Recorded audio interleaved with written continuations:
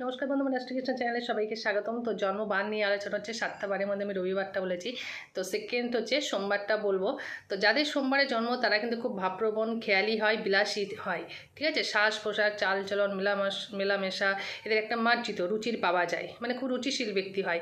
এরা যে কোনো কাজে রত হয়, সেই কাজ শেষ পর্যন্ত কিন্তু আঁকড়ে ধরে রাখার যথেষ্ট সচেষ্ট করে।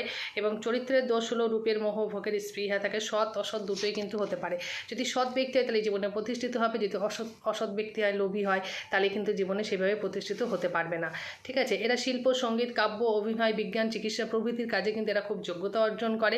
এবং যেসব কাজে বুদ্ধিমত্তা ও আত্মনির্ভর পরিশ্রম প্রয়োজন সেসব কাজে কিন্তু খুব দক্ষতা দেখাতে পারে।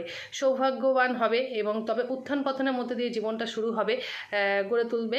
পারিবারিক ও মানসিক একটু অশান্তি থাকবে। অকালে গুরুজনহানি, মানে অকালে কোনো গুরুজন ব্যক্তি মারা যেতে পারে।